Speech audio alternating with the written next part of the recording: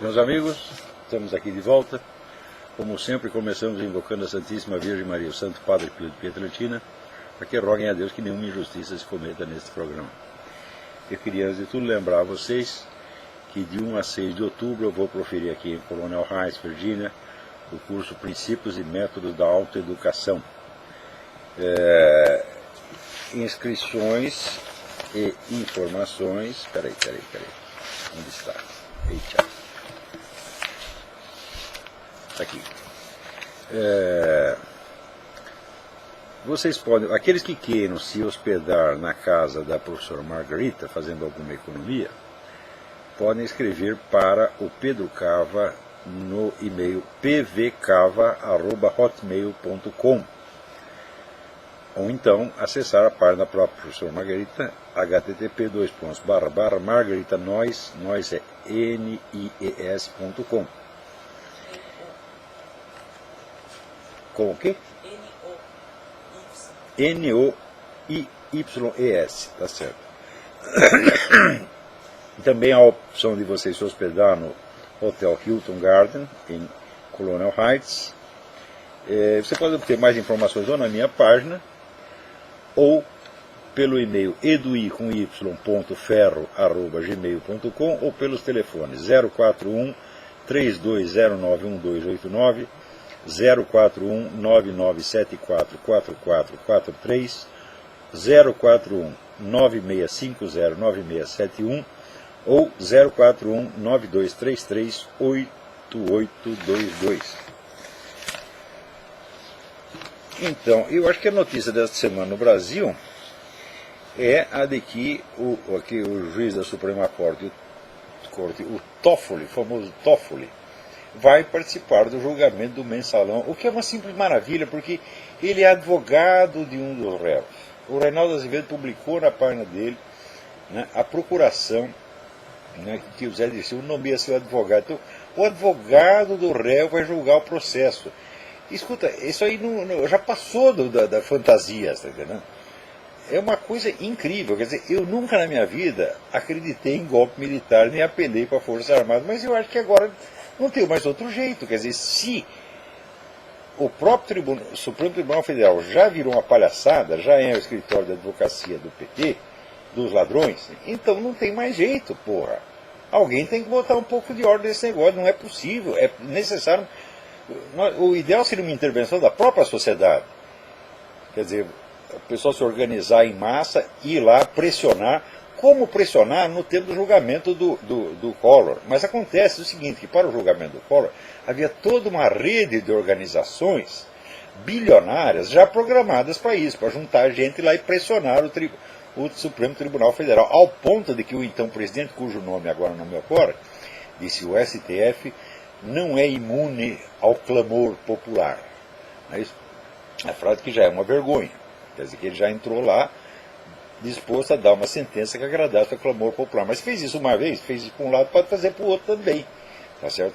Mas acontece que o pessoal da direita conservadora, que é a turma, né, a esquerda vive se referindo à direita conservadora como se fosse uma força política existente, que não é, não tem organizações, não tem dinheiro, não tem nada. Então, manifestações espontâneas da sociedade, como esperava o ex-presidente Collor, só numa cabeça de ovo como a dele mesmo, tá entendendo? Isso não existe, nunca existiu. Como pode haver uma manifestação popular espontânea num país de um tamanho de um continente? Quer dizer que se ninguém organiza as pessoas, não a conduz para lá, não vai ter movimento popular nenhum. Então, já que a sociedade civil não pode se mobilizar, o pessoal poderia até raciocinar: resta aí as Forças Armadas. Fala: olha, eu não acredito nisso, tá certo? Não acredito de jeito nenhum que as Forças Armadas, a esta altura, sejam capazes de fazer o que quer que seja. São completamente castradas, reduzidas à total impotência e estão por culpa delas mesmas. Aliás, eu vou ler aqui um artigo que eu acabei de mandar para o Diário do Comércio, que é exatamente a propósito disso. O artigo chama-se A Falsa Memória da Direita. Dizem que o Brasil é um país sem memória, mas isso não é verdade. O Brasil é um país com falsa memória. Esquecer o passado é uma coisa, reinventá-lo conforme as ilusões do dia é bem outra. É desta doença que a memória do Brasil padece, e é bem mais grave do que a amnésia pura e simples.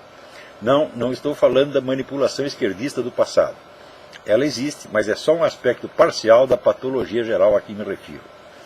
Esta infecta pessoas de todas as orientações ideológicas possíveis e algumas sem orientação ideológica nenhuma.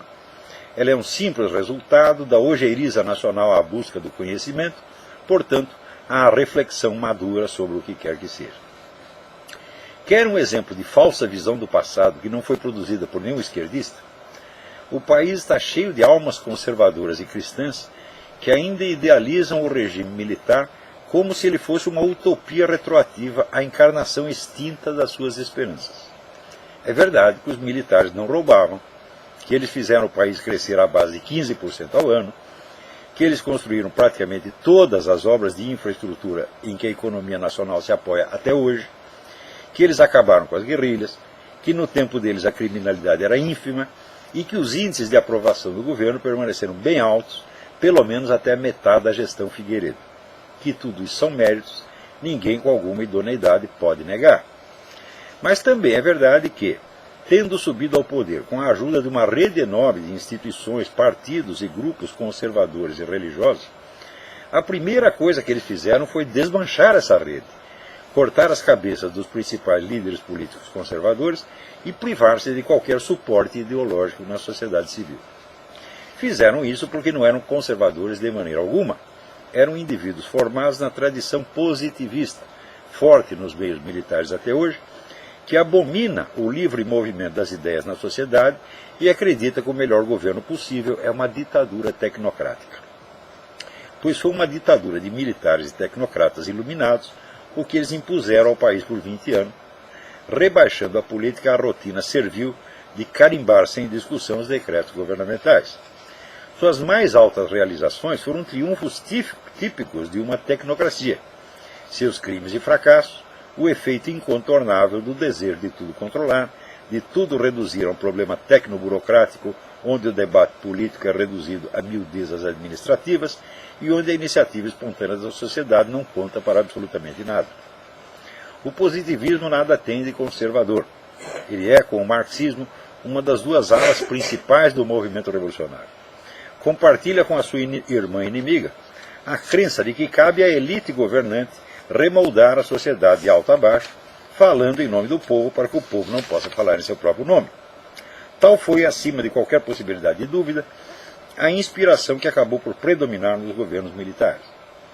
Que desse ao movimento de 1964 o nome de Revolução não foi mera coincidência, nem usurpação publicitária de um símbolo esquerdista. Foi um sinal de que, por baixo da meta nominal de derrubar um governo corrupto e devolver rapidamente o país à normalidade, tinham planos de longo prazo, totalmente ignorados da massa que os aplaudia e até de alguns dos líderes civis de cuja popularidade se serviram para depois jogá-los fora com a maior sem cerimônia. Todas as organizações civis conservadoras e de direita que criaram a Marcha da Família com Deus para a Liberdade, a maior manifestação popular da história brasileira até então, foram depois extintas, marginalizadas ou reduzidas a um papel decorativo.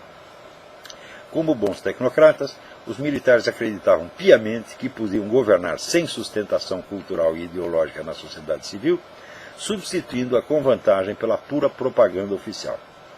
Esta, por sua vez, era esvaziada de toda substância ideológica, reduzida ao triunfalismo econômico e à luta contra o crime.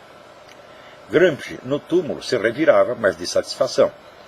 Que mimo mais delicioso se poderia oferecer aos próceres da Revolução Cultural do que um governo de direita que abdicava de concorrer com eles no campo cujo domínio eles mais ambicionavam?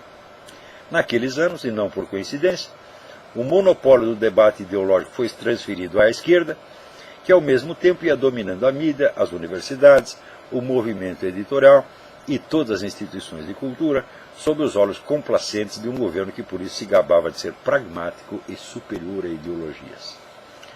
A esquerda, quando caiu do cavalo em 1964, teve ao menos o mérito de se entregar a um longo processo de autocrítica, até de meia-culpa, de onde emergiu a dupla e concorrente estratégia das guerrilhas e do gramscismo, calculada para usar os guerrilheiros como bois de piranha, e abrir o caminho para a esquerda pacífica, na qual o governo militar não viu periculosidade alguma, até que ela, por sua vez, o derrubou do cavalo com o escândalo do Rio Centro e a enxurrada de protestos que se lhe seguiu. Aqueles que na direita, ou no que resta dela, se apegam ao regime militar como um símbolo aglutinador, em vez de examinar criticamente os erros que o levaram ao fracasso, estão produzindo um falso passado. Não o fazem por esperteza, como a esquerda, mas por ingenuidade legítima, com base na qual a única coisa que se pode construir é um futuro ilusório. Tem que fique avisado. Desde que acabou o regime militar, eu estou esperando o dia em que esse pessoal conservador, direitista, militar, etc., vai sentar e dizer, peraí, vamos analisar os nossos erros. Então, por que nós fracassamos ao ponto de, depois de nós, a esquerda tomar o poder e controlar o país muito mais do que nós controlamos? Até hoje não tiveram sequer a coragem de reconhecer que fracassaram, meu Deus do céu. Quando você fala que o regime militar fracassou, eles olham o aeroporto não sei de onde, olha o aeroporto não sei do que, olha a estrada não sei o que, olha os índices econômicos. Eles falam, não estão falando disso, meu filho. Eu estou falando que vocês fizeram uma revolução para tirar os comunistas do poder e depois entregaram o poder aos comunistas. Então, foi um fracasso, evidentemente. Embora, do ponto de vista econômico, fosse um sucesso, sem sombra de dúvida. Na verdade, quando houve o movimento 64, ninguém estava pedindo para vocês restaurar a economia. Aqueles que estão ainda sobrevivendo naquela época, estão vivos, pense bem nisso. Tudo o que o povo lhes pediu, quando o povo saiu às ruas, tá certo, em março de 64, foi para pedir para vocês tirarem de lá o João Goulart, que era comunista, corrupto, etc., etc., e fazer novas eleições desde 6 meses, como vocês prometiam. Ninguém pediu para vocês restaurarem a economia. Eles decidiram ficar lá e restaurar a economia, e em seguida sofreram uma derrota acachapante para aqueles mesmos que vocês tinham vencido em 64. E até hoje não pararam para fazer a seguinte pergunta: onde foi que nós erramos? Ou seja, não tem sequer coragem, não tem culhão suficiente para reconhecer que erraram, para reconhecer que fracassaram, e, portanto, para pensar, peraí, vamos ver o que aconteceu. Não, fica nessa ilusão triunfalista, exibindo estatísticas, né, de crescimento econômico, tá certo? E apanhando, levando cusparada todo dia dos comunistas, e fazendo de conta que não está acontecendo nada. Então, é este o problema com a direita brasileira. Não, a direita como movimento político não existe. Essa história de dizer, não, ideólogos da direita, ora, um movimento que não existe não tem ideólogos, meu filho. Né? A ideologia é um discurso uniforme que fundamenta a estratégia de um grupo político, de uma corrente política, para a tomada do poder. Se não há esquema de tomada do poder, não há ideologia alguma, há apenas opiniões pessoais aqui e ali. Então o próprio uso do termo ideólogo, como esses filhos da puta usam toda hora, já é totalmente capcioso. Eu não sou ideólogo de merda nenhuma. Né? Quando a gente faz essas observações sobre a direita e tal, eu não estou... Até esse Gustavo Moreira, que é um bosta, né? Ele diz, ele vive querendo ser o teórico da direita. Fala, eu? Não, eu estou dando apenas a minha opinião. Eu nunca fui teórico de partido nenhum e jamais serei. Né? Então, a direita conservadora é uma pura invenção da esquerda, porque ela acabou com toda a direita, e daí fica mal reconhecer o seguinte: agora nós controlamos tudo, tá certo? Então, se nós controlamos tudo, temos poder total, nós somos os culpados de tudo que aconteceu, não temos mais em quem lançar a culpa. Né? Não temos nem o tal do bloqueio econômico, entre aspas, como Cuba, para dizer, tudo culpa do bloqueio econômico. Né? Então, tem que inventar uma direita conservadora e fazer de conta que ela existe. Agora, que existem pessoas conservadoras, existem, tá certo? E dessas pessoas, muitas são nostálgicas do regime militar, sem entender que ele não foi o contrário da situação que nós estamos vivendo, ele foi a causa da situação que nós estamos vivendo. E enquanto não pararem para examinar isso, não vai haver sequer a possibilidade teórica de uma direita ideológica política no Brasil. Isso é besteira, é sonho. Né? Então está esse negócio, não intervenção das Forças Armadas, não, isso é pura, vamos dizer, é uma hipótese absolutamente irrealizável. Então, essa semana também me chega outra coisa. Você vê, a mudança social no Brasil é muito profunda. Né? Eu, esses dias, estive lendo o livro do Dr. Robert Epstein, que é um psiquiatra americano que estuda o problema da adolescência prolongada. Né? E que virou uma peste, porque hoje as pessoas que são adolescentes até os 40 anos de idade, vivem na casa da mamãe, tá certo? E ao mesmo tempo têm poderes de adulto, podem agir como adultos na sociedade, mas não têm responsabilidade social, não têm responsabilidade penal, sentem que não têm, né? Então isso virou evidentemente um flagelo, e é esta gente que está mudando a cultura americana, mudando a mentalidade americana. São adolescentes prolongados. Eles são pessoas evidentemente doentes, desajustadas. Só que estão virando a maioria. E uma das coisas que o Dr. Robert Epstein disse, uma das causas disso é ter proibido as crianças de trabalhar. Ou seja, você obriga o cara a ficar infantil até os 20, 25, tá certo? Ao passo que o trabalho infantil, eu sou testemunha disso. Eu comecei a trabalhar com 14 anos, não me fez mal algum, eu aprendi muito mais no trabalho do que na escola, tá certo? E essa coisa de proteção ao trabalho infantil, você pega um termo, tá, e unifica sob esse termo fenômenos completamente diferentes. Então você pega, por exemplo, aquele pobrezinho que está lá na lavoura sendo escravizado, chicoteado, não ganhando merda nenhuma, chama isso de trabalho infantil. E depois você pega um cara como eu, que foi trabalhar porque queria, e chama também de trabalho infantil. Você está entendendo? E diz, condena tudo isso uniformemente. Então, é aquilo que Aristóteles chamava síntese confusa. Aí você pega, um sujeito aponta a lua pela janela, você pensa que lua é o braço, o dedo, a janela, a nuvem, e depois lá no fundo a lua. Chama tudo isso de lua. Né? Então, essa é a síntese confusa. Então, com esse negócio de horror ao trabalho infantil e esta falso humanitarismo de proteger as criancinhas, em Curitiba o Ministério Público está querendo proibir que criança participe do coral do HSBC, onde todos os anos no Natal eles encantam a população de Curitiba e de outras cidades, porque a coisa é transmitida por televisão, com os seus cânticos de Natal absolutamente maravilhosos, que já é uma tradição da cidade. Então, sob o pretexto de proibir as criancinhas, vai lá o Ministério Público, não, agora não pode, né? A criança só pode marmanjo. Vai acabar o coral, pô, acabar a tradição. Agora, cantar no coral está fazendo algum mal para eles? As crianças ficam cansadas. É verdade, né? Tem até um famoso romance que o italiano já lavorare estanca, trabalhar cansa, quem é que não sabe, né?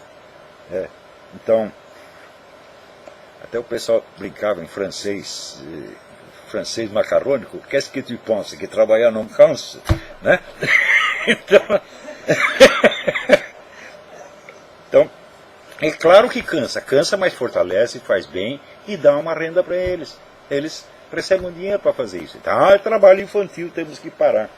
Agora, que as crianças, né, aprendam na escola a fazer suruba, não tem problema. Que não, trabalhar não pode. O certo é dar o cu, meu filho.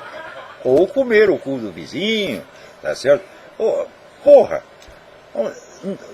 O destino do Brasil está na mão de psicopatas. Esse pessoal é psicopata mesmo, não é brincadeira. E eu tentando explicar isso para o pessoal cristão, conservador, eu falo, o problema, eles ficam discutindo homossexualismo. Eu falo, o problema não é homossexualismo, meu Deus do céu, o problema é psicopatia. Leia o livro do Andrew Lobachevsky, Political Ponerology. Esse livro tem que ser traduzido e publicado no Brasil o quanto antes. Porque é a descrição do que está se passando. Né? E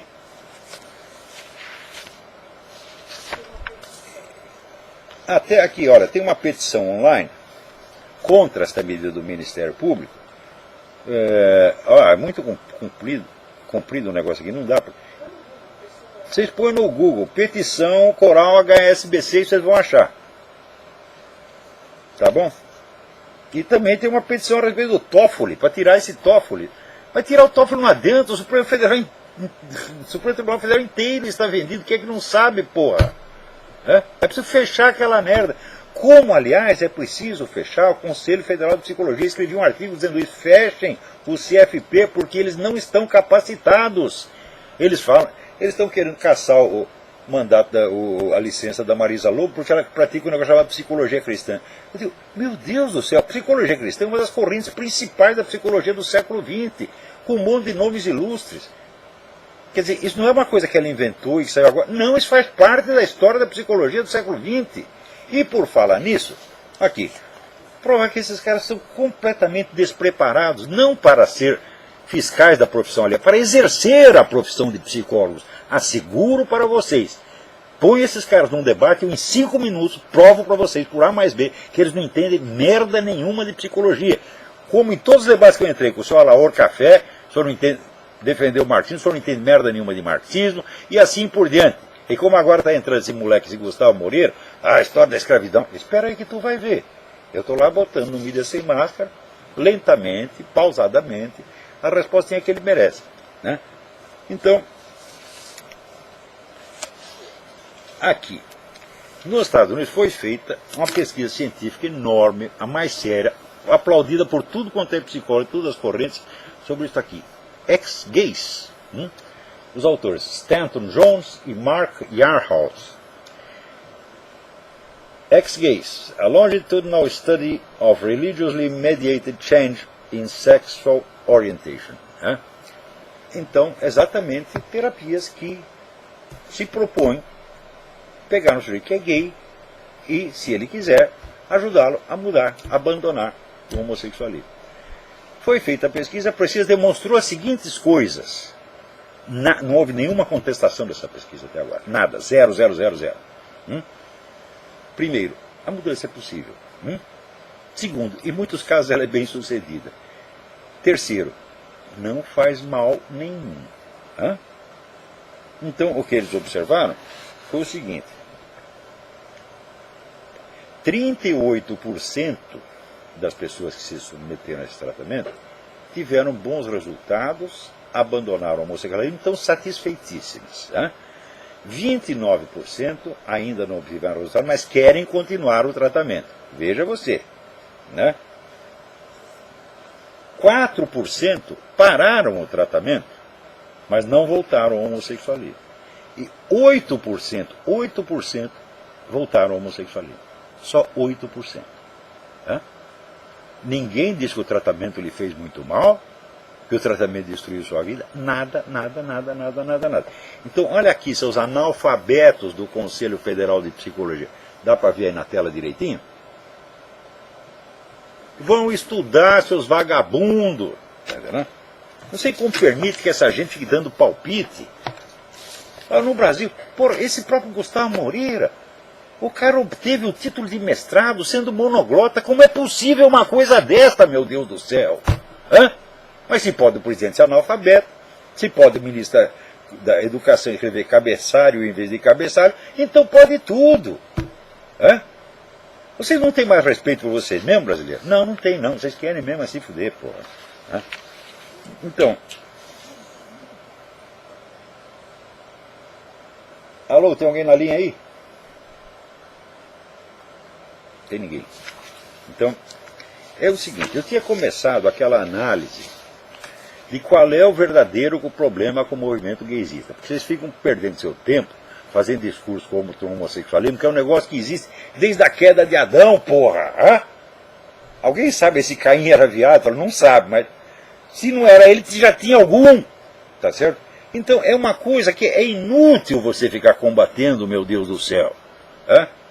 Agora, o movimento gaysista apareceu ontem e ele pode ser eliminado. Pode-se quebrar as pernas desse movimento. Não pela defesa do homossexualismo, mas pela estratégia maligna que ele usa para isso. Então, eu tinha lido esse trabalho até um certo ponto.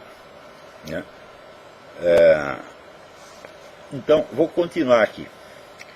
A exibição pública de homossexualidade, que se reivindicava como uma liberdade e um direito, acaba sendo imposta como uma obrigação indeclinável, com todo o cortejo de penalidades sociais e judiciais pelos desobediências recalcitrantes. É a perseguição aos ex-gays e aos gays enrustidos. Quer dizer, não só você é obrigado, uma vez que você teve uma experiência gay, você é obrigado a continuar até o fim da sua vida, como você é obrigado a divulgar aquilo para todo mundo.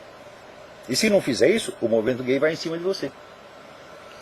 Como também é próprio das elites revolucionárias em geral, a liderança gaysista só é contra a exclusão e a discriminação quando não é ela quem seleciona os discriminados e maneja os mecanismos de exclusão. Mas esse direito, que se apresenta inicialmente sob a roupagem de um apelo humanitário destinado a tocar o coração da plateia, tem ainda outras implicações inescapáveis. Hegel ensinava que todo conceito abstrato, quando busca se encarnar na realidade do mundo histórico, se converte automaticamente no seu contrário. Muitos líderes do movimento gaysista, que têm boa formação marxista, sabem perfeitamente disso, mas também sabem que a plateia o ignora. Sabem que, aceitando ingenuamente o conceito pela sua mera formulação dominal, ela ficará perplexa e aturdida quando a liberdade se transmutar em tirania e, sem atinar com a inexorabilidade interna do processo, estará pronta para aceitar qualquer explicação, qualquer desconversa, que explique o ocorrido mediante algum desvio acidental, incapaz de macular a pureza originária das intenções. É assim em todos os movimentos revolucionários, o gaysismo não é exceção. Agora, eu tinha lido até esse pedacinho. Vejamos como funciona. Será que eu já tinha lido esse pedaço? Vejamos como funciona na dialética do mundo real o direito à ostentação pública da identidade homossexual, que é um dos itens fundamentais do programa gaysista. Desde logo, essa expressão deriva da doutrina dos gêneros, segundo a qual as identidades sociais do masculino e do feminino não correspondem necessariamente à distinção biológica dos dois sexos, mas são construções culturais. Dita assim, a coisa nada acrescenta ao senso comum. Qualquer pessoa, no pleno uso das suas faculdades mentais, é capaz de discernir condutas femininas em indivíduos do sexo masculino e vice-versa. Mas a isso a teoria acrescenta uma nuance peculiar. Gênero, social e sexo biológico não tem nada a ver um com o outro. Toda tentativa de associá-los é uma imposição cultural indevida, uma violência simbólica que atenta contra a liberdade individual. Se o sexo é uma fatalidade biológica, o gênero é de livre escolha. Cada um, independente do sexo em que nasceu, tem o direito de decidir se é homem, mulher, ambas as coisas ou alguma outra. Para todos os fins de direito, o gênero deve prevalecer, segundo essa doutrina, sobre o sexo.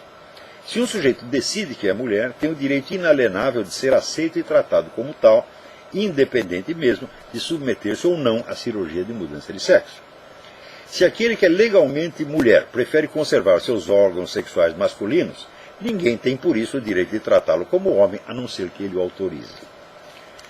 Veremos adiante outras consequências diretas e incontornáveis da aplicação dessa teoria. Por enquanto, o que interessa é salientar que a doutrina dos gêneros constitui a base teórica da noção de identidade homossexual.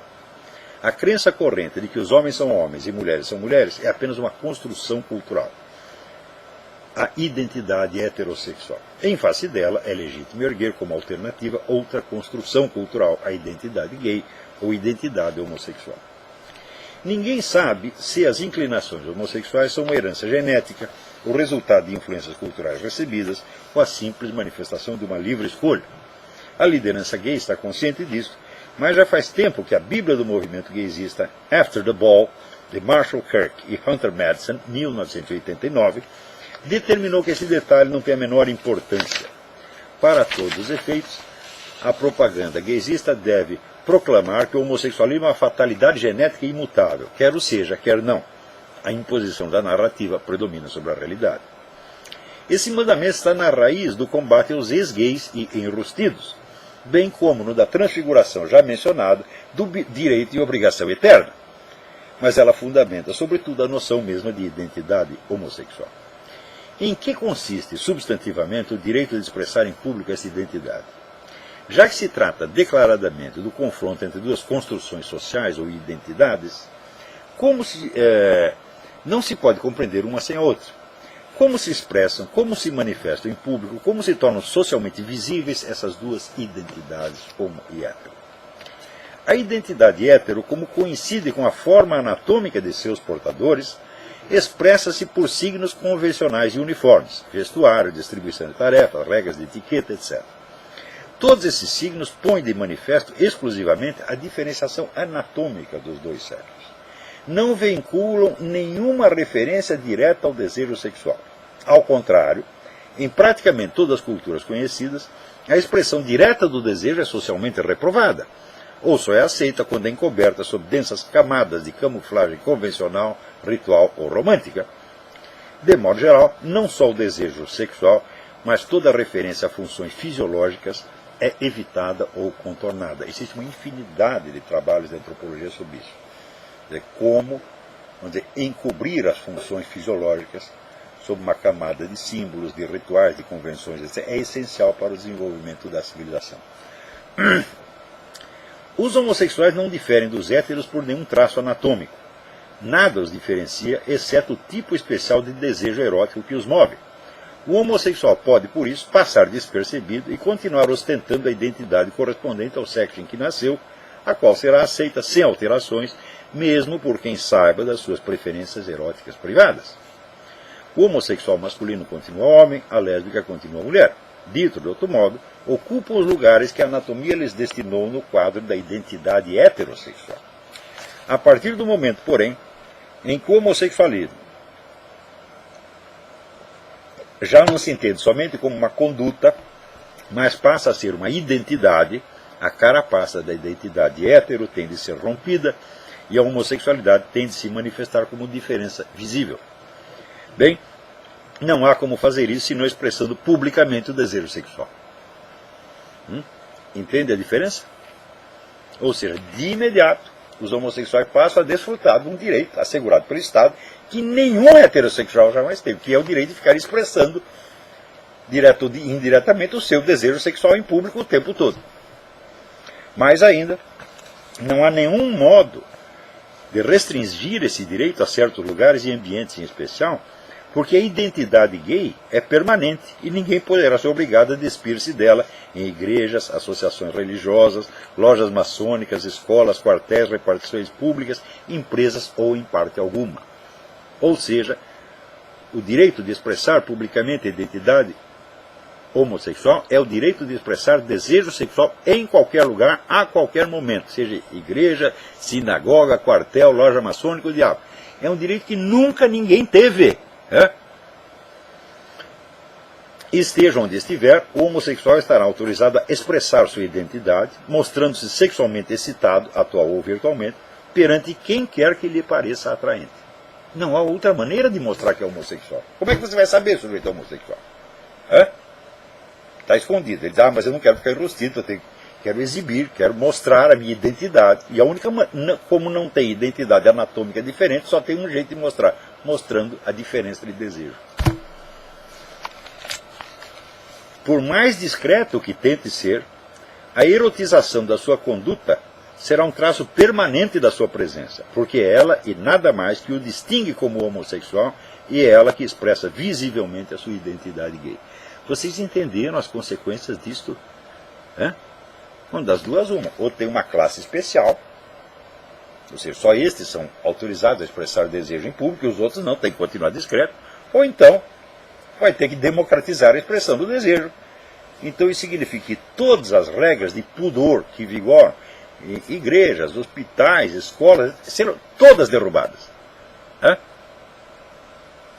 Vocês nunca tinham pensado nisso, né? Pois é, mas os estrategistas gays tinham pensado já 40 anos atrás. E é isso que querem. E porque isso dará a esta comunidade um poder extraordinário. Eles se tornam os controladores da moral da sociedade inteira, automaticamente.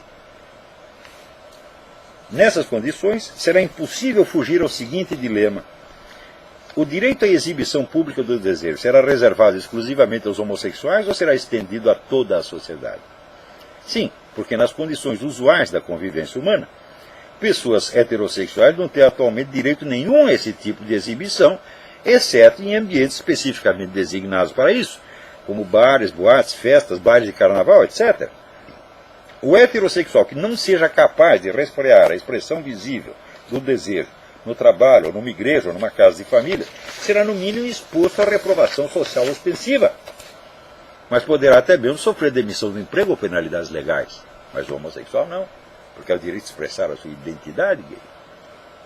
Vocês perceberam que de repente um grupinho desse tamanho se torna o dominador absoluto de toda a moral, o controlador de toda a moral social?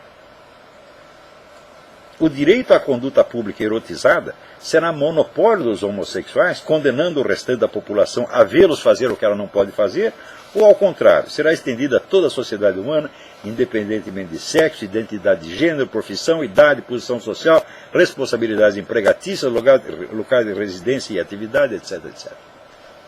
As duas alternativas são ruins para a sociedade e boas para o grupo militante.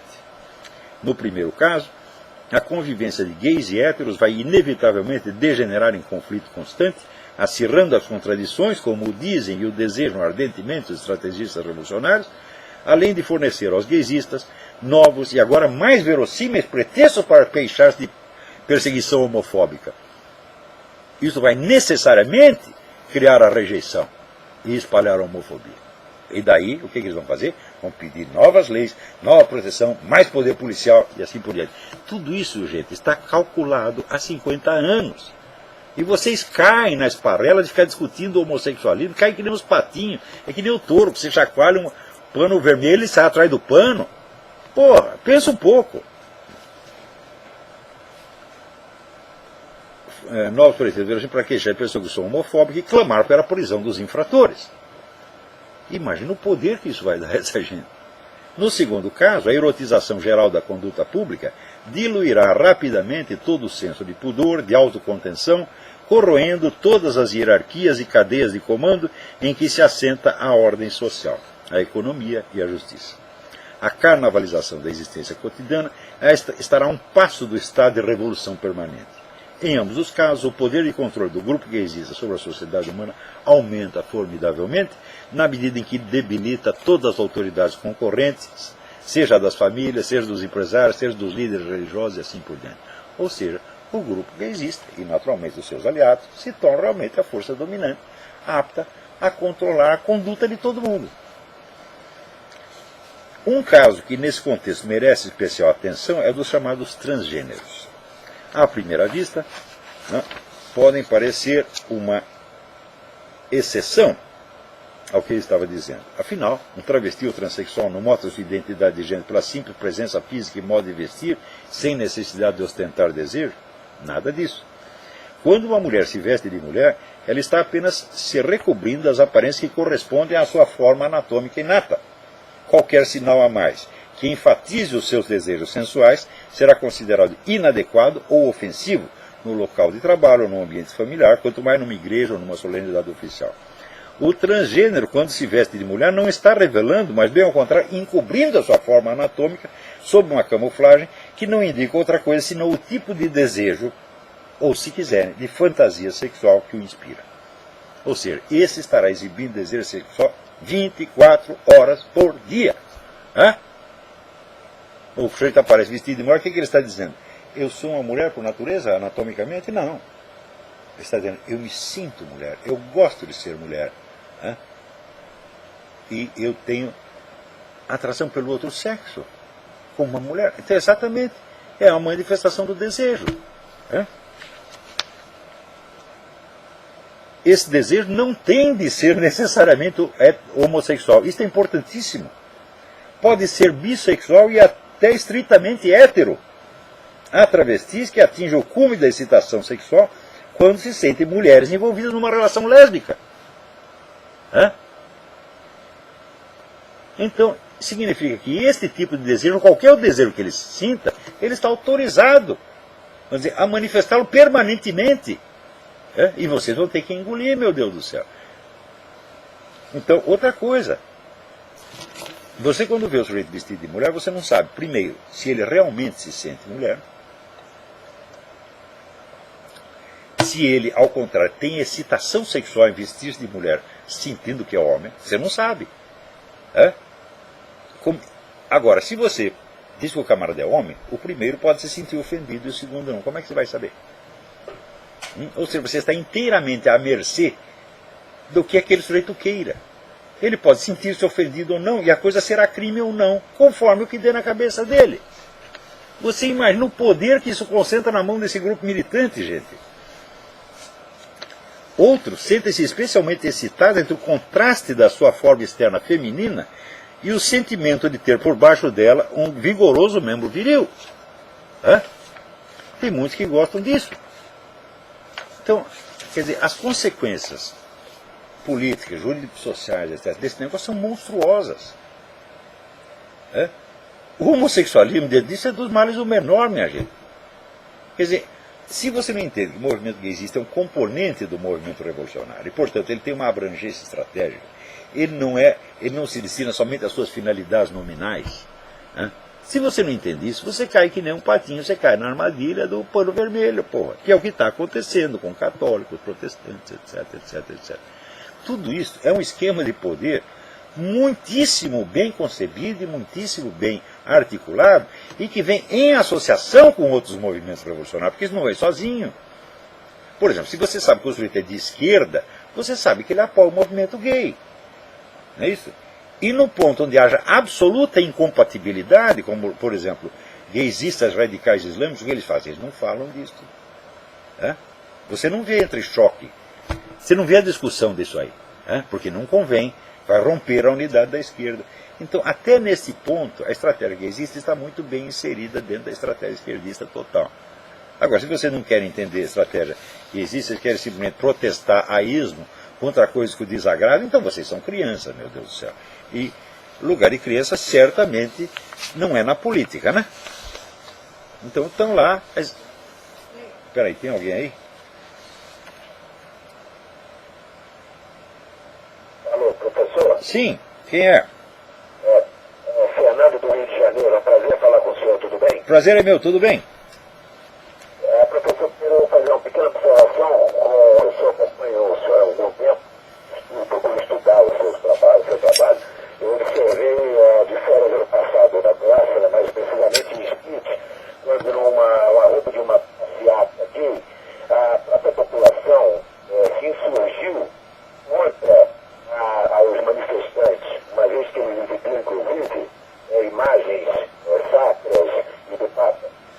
Aquilo me passou uma sensação de que nem tudo está perdido, quando a população, me parece religiosa e relativamente conservadora, se insurge contra essa prática que existe que o senhor acabou de comentar. Você veja que esse grupo, ele está conquistando o direito à discriminação religiosa. Veja que coisa impressionante.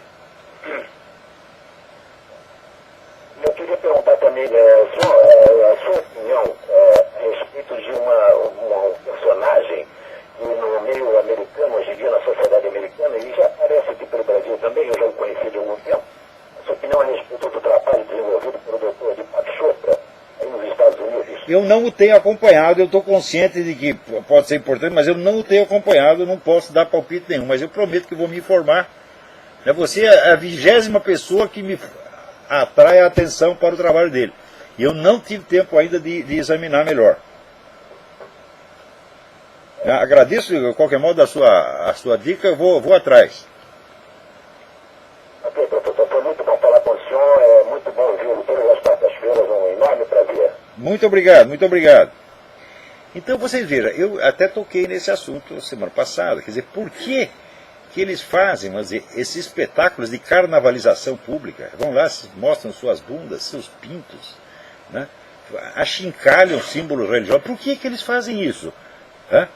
Claro que isso atrai a antipatia da população, mas atrai o ódio da população contra o homossexualismo. Enquanto vocês investem contra o homossexualismo, eles vão por trás e conquistam todos os direitos, entre aspas, que eles querem, até alegando perseguição. Falam, olha, nós estávamos lá fazendo passeata, vieram os cristãos xingaram a gente, olha como nós somos perseguidos. Quer dizer, o problema não é esse realmente. Quer dizer, a revolta da população ela é justa, porque se você pode ter o direito de achincalhar os símbolos religiosos da população, então a liberdade religiosa acabou. E esse é um dos objetivos, evidentemente. Tá certo? Mas não pela imposição do homossexualismo. Será que é só o homossexual que está achincalhando a liberdade religiosa no mundo? Por acaso o Barack Obama é homossexual? Bom, tem um sujeito que diz que é, mas eu não acredito. Tá certo? Então, o Partido Democrata inteiro está fazendo isso aqui. Aliás, saiu um livro aqui que é um negócio do último show, O Povo contra o Partido Democrata. Esqueci o nome do autor. Ele mostra que a história do Partido Democrata é uma organização de gangsters desde o início até hoje. É um negócio muito impressionante. Então, semana que vem eu comento melhor. Agora, falando nesse negócio de gaysismo, você veja, aqui eu vi no site jihadwatch.org, aparecia lá um sheik emitindo uma fatwa. Fatwa é um decreto islâmico, dizendo o seguinte: olha, aqui alguns dos nossos agentes, nossos heróis, mártires, que trabalham como homens-bomba, agora se descobriu que existe uma técnica muito eficiente de você transportar explosivos né, sem que ninguém perceba, que é enfiando-os no orifício anal. Tá certo? E isso pode ser um pouco doloroso, então alguns desses nobres soldados do Islã pediram autorização para treinar, submetendo-se, portanto, à sodomia durante um tempo. A sodomia é um pecado, mas como é para uma finalidade mais elevada, está autorizado. Não é preciso dizer que o número de homens-bomba no dia seguinte duplicou, centuplicou. Isso está lá, procure jihadwatch.org. Veja lá, está lá o Sheik falando com a tradução. Quer dizer, o Ocidente não tem o monopólio da loucura, porra. O Brasil também não. Peraí, tem mais alguém na linha. Alô? Alô? Sim. Roberto de Canérica. Quem é? Roberto de Canérica. Ah, Roberto de Connecticut. Tudo bem? Obrigado por me atender de novo. Eu já falei com você uma vez, foi um enorme prazer, e eu mostrei para meus amigos. E como eu disse a você, eu sou um exilado voluntário na América, mas diferentemente de você, eu nunca tive simpatia pelo comunismo. Meu pai sempre me mostrou o que é essa praga. E eu puxei todos os vídeos seus desde o começo, se eu não me engano, foi em 2006, dezembro de 2006. Eu nem lembro mais. Eu acho que o primeiro foi em 2006. E na verdade ficou vazio agora, porque não tem outra pessoa como você para explicar tão bem. Além de você ensinar o comunismo, eu criei uma facilidade muito grande em discutir com o comunista. Eu criei uma facilidade, você consegue ensinar uma maleabilidade muito boa de falar. Continua com o seu trabalho. Eu só queria te agradecer e fazer um convite. Se você vier para a Canérica, eu teria enorme prazer, minha esposa e minha família, de tomar um café com você e fumar um cigarrinho. Me manda o seu telefone por e-mail, que se eu for para aí eu te telefono. Você tem... Aí no quadrinho aparece meu telefone ou não? Não aparece nada. Você manda para olavo@olavodecarvalho.org. É melhor, senão eu vou receber trote. Isso, tá bom.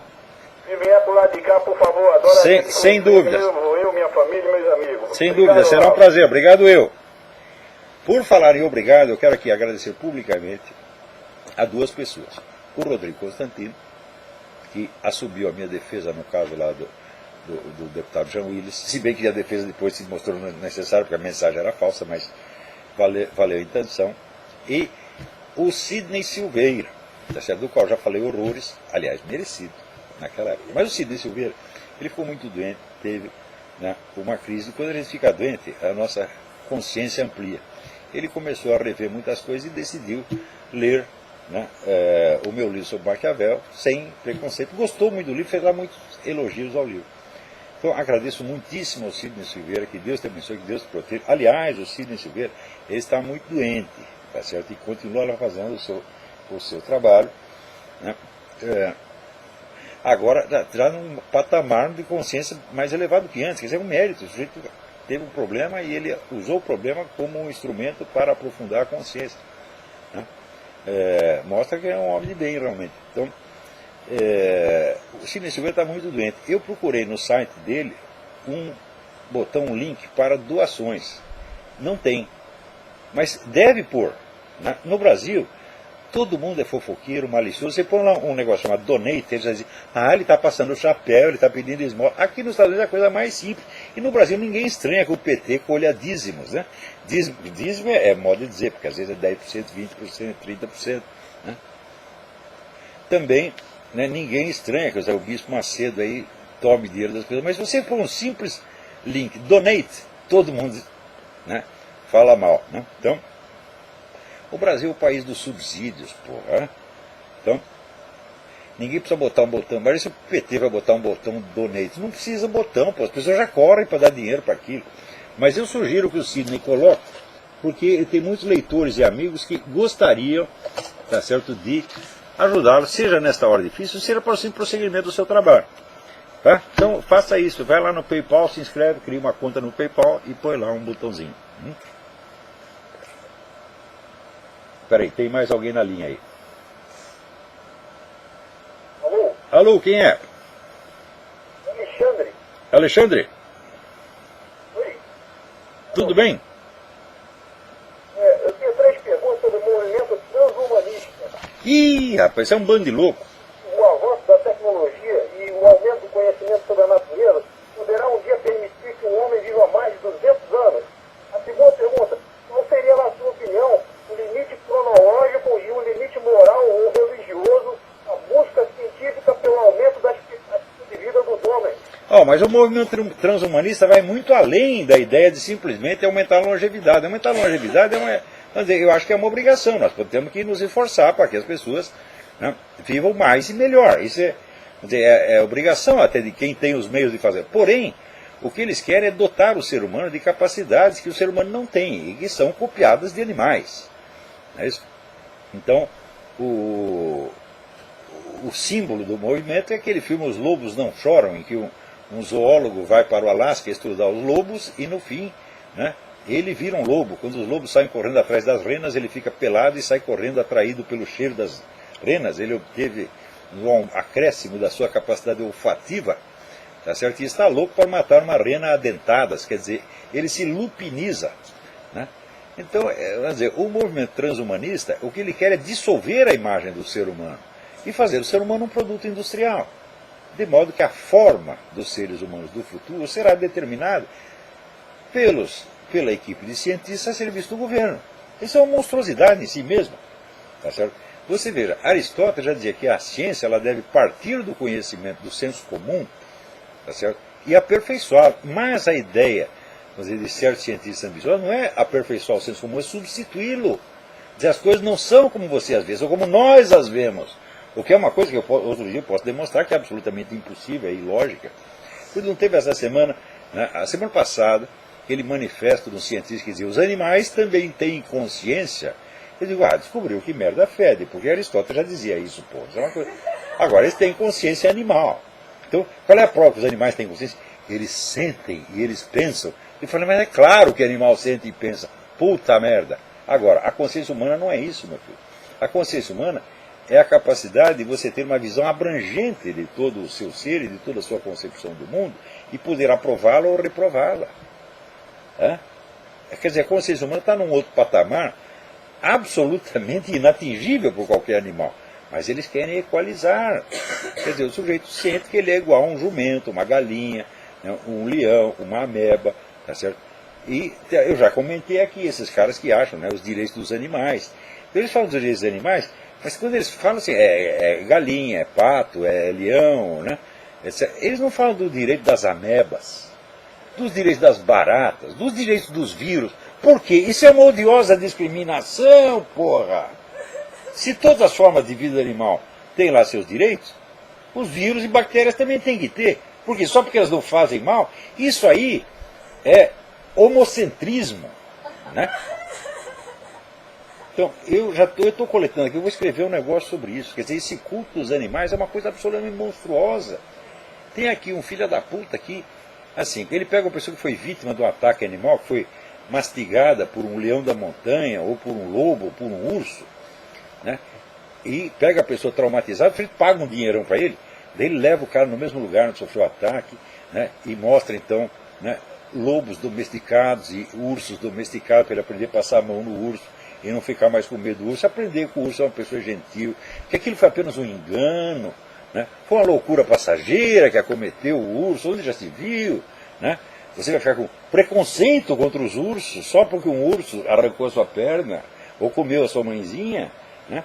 Hoje mesmo eu estava vendo um documentário, o pessoal lá na África, na Tanzânia, uns pobres coitados que moram numas cabanas de palha, que o leão vem e derruba aquilo com um peido e come todo mundo lá dentro. Pessoas absolutamente desamparadas que o leão come assim, um atrás dos outros, né? Então eu falei, bom, então agora nós vamos mostrar para pegar aquelas pessoas que foram vítimas. Tem lá um garoto lá contando como ele viu o leão comer a mãe dele, meu Deus do céu. Então vou levar o garoto para afagar o leãozinho, né, e perder o medo de leão. Porra, o que tinha que fazer é dar uma arma para cada uma dessas aldeias, botar lá pelo menos uma pessoa armada para matar o filho da puta do leão. Não pode, isso é feio, não é possível matar leão. Agora matar africano, pode, está sobrando, nós não temos comida para dar para os filhos das putas, eles que morram. O leão come, a gente é um a menos. Pois o pessoal não quer diminuir a população para 5% do que é atualmente, o príncipe Philip não disse que se ele reencarnasse, ele queria reencarnar como vírus para matar um montão de gente. Então o leão já está fazendo o serviço, porra, o que vocês estão reclamando? Né? Então, ainda temos 5 minutos. Alô, quem está na linha? Vinícius daqui em Los Angeles. Tudo Quem é? bem? Não ouvi seu nome. Vinícius, Vinícius, tudo bem? tudo jóia. Eu tenho uma pergunta para você que tem a ver com o que você acabou de falar aí a respeito da consciência humana e a consciência dos animais. E a minha pergunta para você é o seguinte, já que eu ouvi um estudioso falar que coisas imateriais não podem ter origem na matéria, né? Então eu te pergunto, o cérebro, ele pode produzir a moral? Como é que você explica isso pro camarada, por exemplo, é um ateu, e até pra gente mesmo que é leigo, qual é a diferença aí no caso da consciência humana? Olha, eu não tenho teoria nenhuma a respeito, mas tem um fato já comprovado milhares de vezes, que pessoas em estado de morte clínica, sem nenhuma atividade cardíaca nem cerebral, muitas delas têm consciência durante esse período. Essa é a prova mais óbvia, tá certo? E jamais contestada de que a consciência não é um produto do cérebro. O John Eccles, que foi prêmio Nobel de Medicina, tá certo? Com um trabalho sobre o cérebro humano, ele disse que não existe a mais mínima prova de que o cérebro produza a consciência. Todo mundo sabe disso. Tem aqui um general americano, que foi o cara que coordenou esses estudos, essa pesquisa feita pelas Forças Armadas Americanas a respeito disso, e disse que, olha, quem não sabe que a consciência permanece em estado de morte clínica, permanece sem cérebro, é porque não fez a sua lição de casa. E esse pessoal tudo não fez lição de casa. Não adianta discutir teoria, doutrina, meu filho. Você pega esses casos, vamos dizer, de morte clínica, né? Que estão no YouTube, tem vários deles, né? E tem um livro, uma antologia que chama Your Eternal Self. Eu esqueci o nome, acho que é Hogan o nome do autor, Hogan. Está lá uma multidão de casos desse tipo, meu Deus do céu. Então o que falta para esses caras entender? Então, olha, não adianta discutir teorias.